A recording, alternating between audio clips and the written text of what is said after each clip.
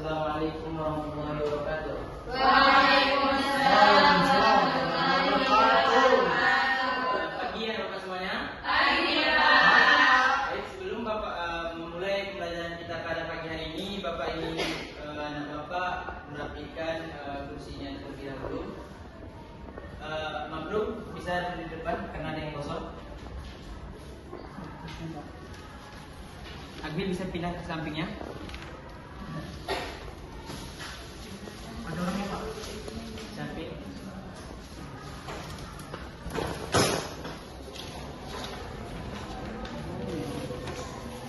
Baik, ada yang oke. Karena kamu sudah rapi, sampah sudah ditutup, Bapak ingin perwakilan dari ketua kelas, Bapak Wandi, untuk memimpin doa supaya lancar yang pembelajaran kita pada pagi hari ini. Sebelum kita mulai pembelajaran, angkat diri kita mengucapkan basmalah.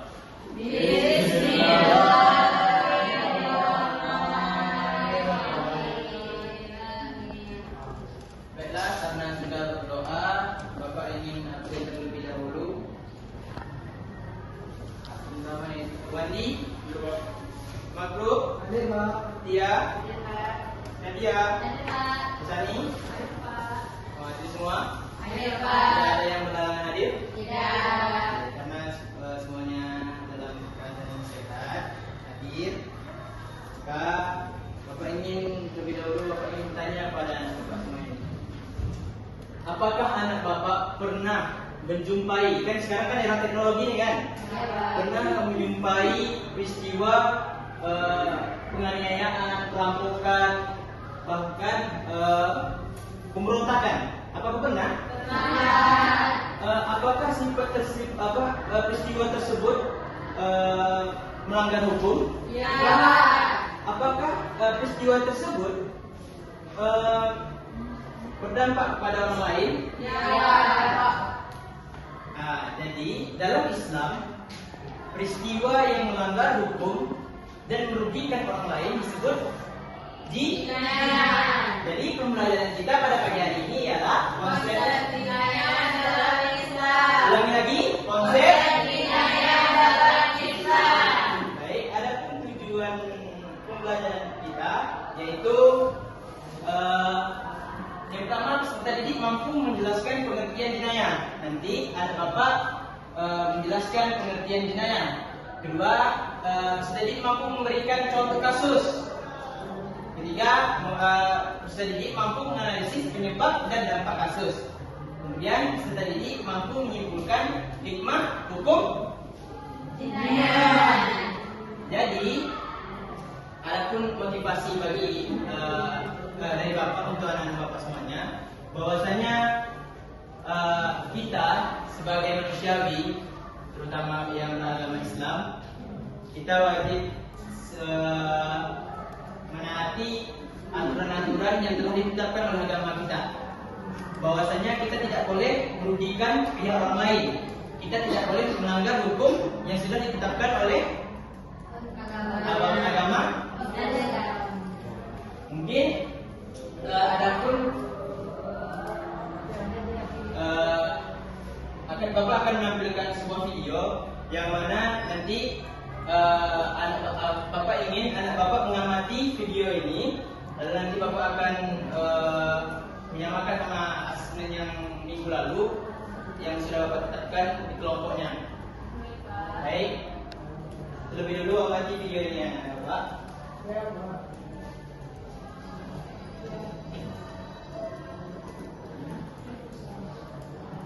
Sayangnya, kita hidup di dunia yang penuh dengan kejahatan dan berita seringkali dipenuhi dengan aktivitas kriminal ini.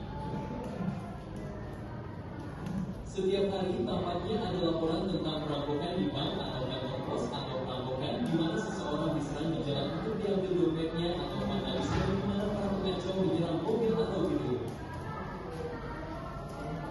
Beberapa kejahatan tidak dilaporkan dalam berita. Misalnya, perampokan yaitu pencurian dari rumah atau pencopetan yaitu dompet Anda diambil. Baik, apa yang anak Bapak bisa tangkap dari video yang sudah Bapak tampilkan? Mangkok.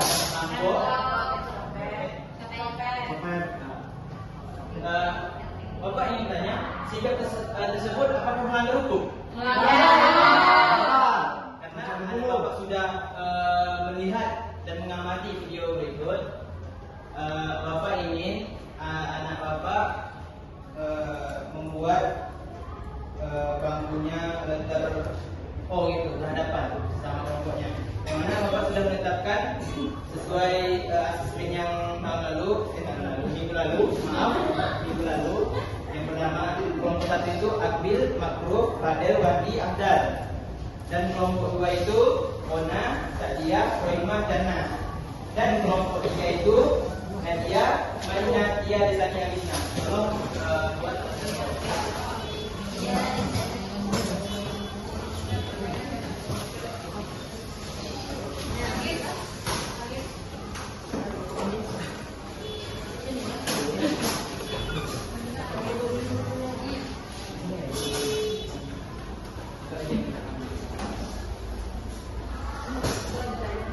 Buat kelompok 1.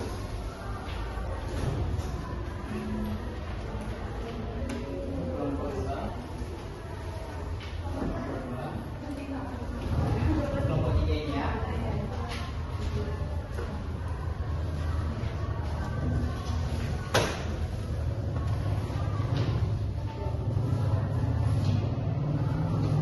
Lembar pertama itu adalah jawaban. Kemudian lembar kedua itu adalah kriteria nilainya.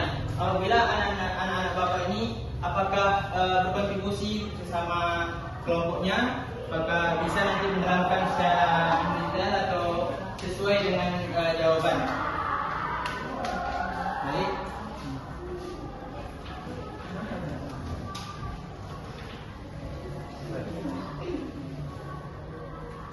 Apa semuanya sudah mempunyai buku paket kayaknya yang sudah datang ke sekolah?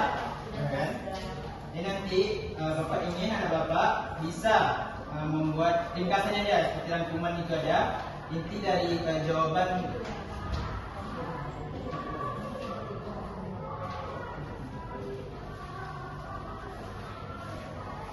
Ini dari jawaban saja. Oke. Nanti apabila kelompok 1 maju, Bapak ingin kelompok 2 bertanya kepada kelompok 1 tentang materi yang sudah didiskusikan oleh kelompok 1. Siapa dari kelompok 2? Kelompok 2.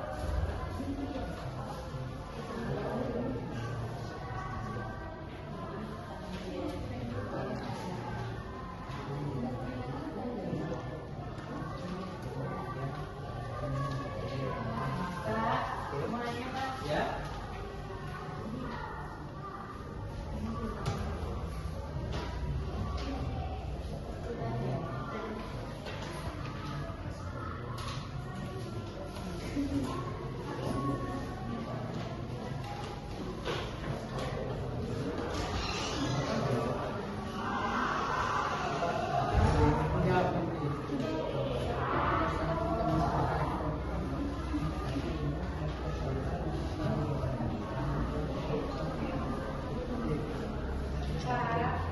Ini lihat anak-anak Bapak, ini adalah kriteria penilaian nanti setelah anak Bapak mengisi ya. Ini tidak perlu anak Bapak isi ya. Coba Bapak yang isi ya. Ya.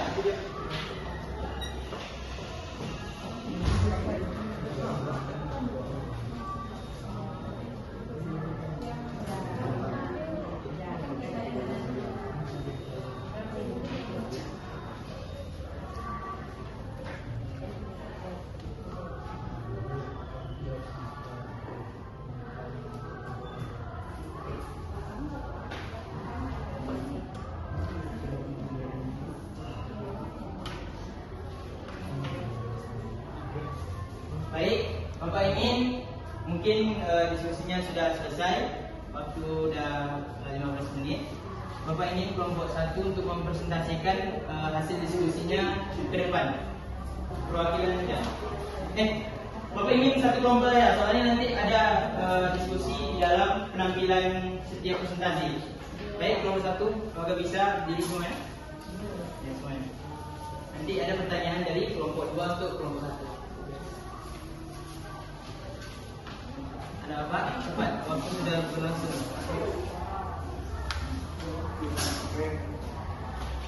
Bacakan ya. Ya.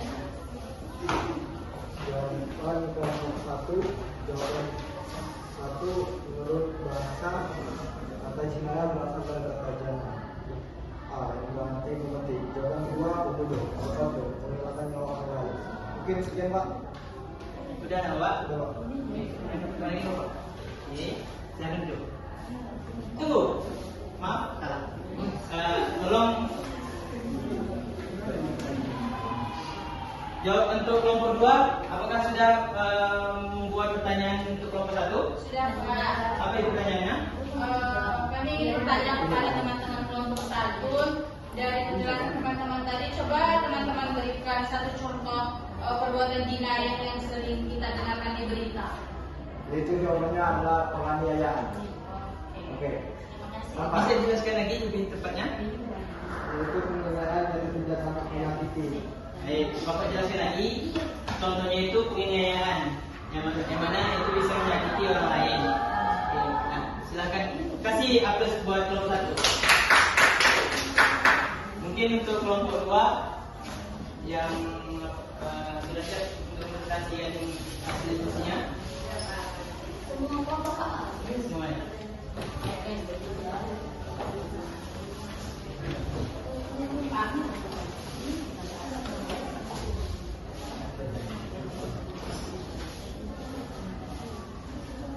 Awas ya. Baik teman-teman, kami dari kelompok 2 akan menjelaskan diskusi kami mengapa seseorang itu dapat melakukan perbuatan jinayah. Karena seseorang itu bisa membuat atau melakukan jinayah karena terjadinya penurunan atau hilangnya kendali diri, moral dan spiritualnya, di mana dorongan nafsu buruk atau emosi sesaatnya mengalahkan akal sehat dan tingkat keimanannya itu kepada Allah Subhanahu wa Ta'ala. Kelompok 3, apakah ada pertanyaan untuk kelompok 2? Apakah bermain game yang penuh kekerasan bisa menjadi penyebab seseorang itu melakukan jinayah? Oke, jawab. Ya, silakan. Baik, bermain game yang penuh kekerasan itu tidak secara langsung yang menyebabkan seseorang melakukan jinayah. Tetapi jika dimainkan secara berlebihan tanpa pengawasan dan tanpa pemahaman yang baik, nah game tersebut dapat mempengaruhi cara berpikir dan juga berperilaku seseorang. Sudah jelas untuk kelompok 3? Sudah, Pak. Baik, kasih aplaus buat kelompok. Terima kasih. Kemudian untuk kelompok 3, apakah sudah menyelesaikan hasil diskusinya? Sudah, Pak. Tolong masuk semuanya.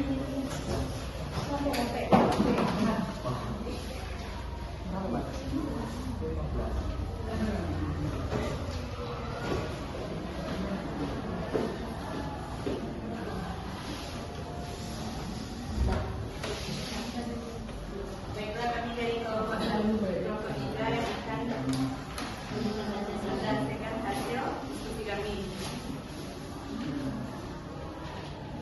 Pertanyaan dari kelompok 1, apa dampak jinayah bagi korban dan masyarakat?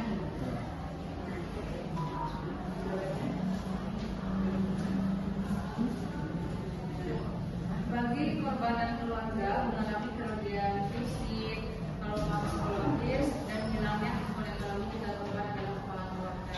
Bagi masyarakat menimbulkan rasa tidak aman, kecemasan, kemudian merusak tatanan sosial dan damai. Terima kasih Pak. Apakah kelompok 1 sudah mempersiapkan pertanyaan untuk kelompok 3? Selamat. Tolong bacakan pertanyaannya untuk kelompok 3. Ini dari kelompok 1. Ini mengenai pertanyaan kepada kelompok 3. Apa yang akan terjadi kalau di sekolah kita tidak ada aturan atau sanksi sama sekali? Silakan, siapa yang jawab? Jadi menurut saya, menurut kami setelah didiskusikan, jika di sekolah tidak ada aturan atau sanksi sama sekali, maka ketertiban dan kedisiplinan itu akan sulit terwujud. Nah, yang mana siswa itu dapat bertindak sesuka hati, seperti melanggar tata tertib, mengganggu teman, atau tidak menghargai guru. Akibatnya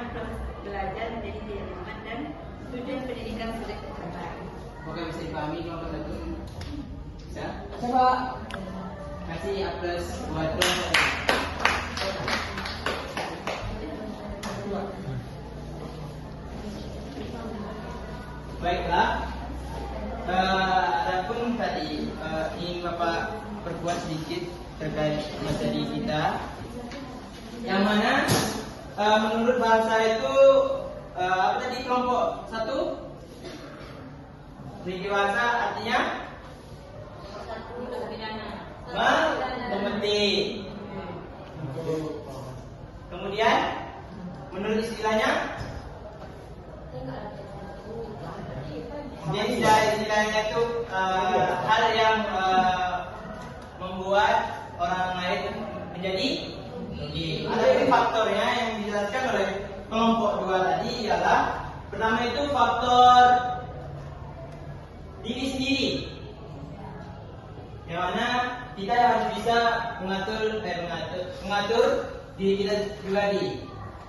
Nah, itu adalah kunci utamanya. Yang kedua itu adalah faktor lingkungan, yang mana lingkungan ini sangat berpengaruh terhadap kontrol diri. Kemudian pengaruh dari zat larang seperti narkoba, merokok, minum keras. Mungkin dari materi kita ini, apakah ada dari Bapak yang bisa menyimpulkan?